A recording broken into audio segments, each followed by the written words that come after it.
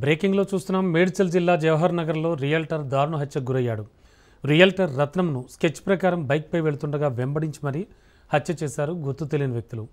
రత్నంపై కాల్పులు జరిపి అనంతరం కత్తితో పొడిచి చంపారు. సమాచారం అందుకున్న పోలీసులు కేసు నమోదు చేసుకుని దర్యాప్తు చేపట్టారు.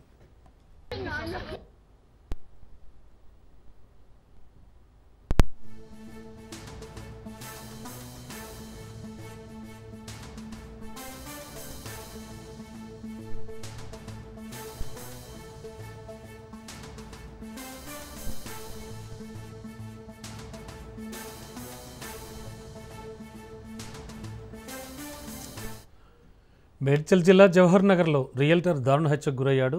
ఆ బ్రేకింగ్ న్యూస్ చూస్తూ ఉన్నాం. రియల్టర్ రత్నంను స్కెచ్ ప్రకారం బైక్పై వెళుతుండగా వెంబడించి మరీ హత్య చేశారు గుర్తు తెలియని వ్యక్తులు. ఇక ఇదే అంశానికి సంబంధించి లేటెస్ట్ ఇన్ఫో అందించడానికి మా కరెస్పాండెంట్ పవన్ సిద్ధంగా ఉన్నారు. పవన్, సీసీ ఫుటేజ్ కూడా విడుదలైంది ఆల్రెడీ. అంటే పాత కక్షల నేపథ్యం ఏమైనా ఉందంటున్నారా? ప్రత్యక్ష సాక్షులు కూడా కొంతమంది చూస్తూ ఉన్నారు. రియల్ ఎస్టేట్ వ్యాపారి రత్నం బైక్ తో వెళ్తుండగా ప్లాన్ ప్రకారమే అటాక్ యొక్క హత్య.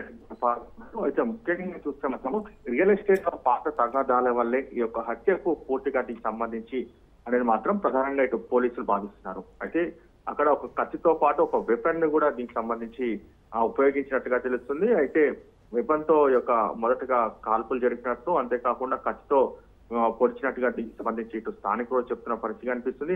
మొత్తానికి ఓవరాల్ గా ఈ కేసుకు సంబంధించి అన్ని కోళ్ళ కూడా దర్యాప్తు చేస్తున్నాము. ప్రజెంట్ యొక్క రత్నం సంబంధించి ఎవరెవరికి ఈ యొక్క ఆస్తి తగాదాలు కావచ్చు, రియల్ ఎస్టేట్ లో తగాదాలు ఉన్నాయో దానికి సంబంధించి కూడా పూర్తిగా పోలీసులు దర్యాప్తు చేస్తున్నారు. అయితే ఇట్లా చూస్తే మాత్రం సీసీ ఫుటేజ్ కూడా ప్రధానంగా దీనికి సంబంధించి కూడా వెలుగులోకి వచ్చింది. అయితే సీసీ ఫుటేజ్ లో అతని వెంబడించి మరి ఒక హత్యకు సంబంధించి కూడా సీసీ ఫుటేజ్ లో చాలా క్లియర్ గా కనిపిస్తుంది. అయితే రత్నం సంబంధించి ఇప్పటికే కొన్ని ఆధారాలు సేకరించారు.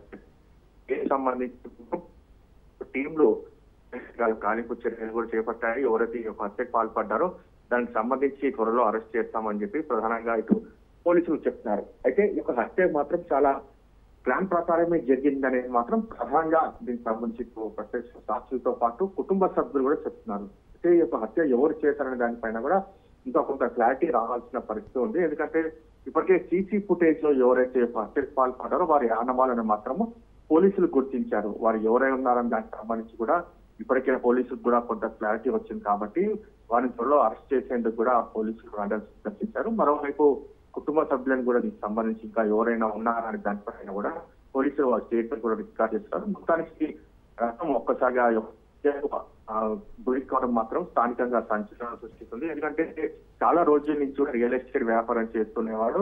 అయితే ఇందులో మాత్రం ఆ తగాదాల రియల్ ఎస్టేట్ తగాదాలను మాత్రం బలంగా తెలుస్తుంది. Okay, thank you.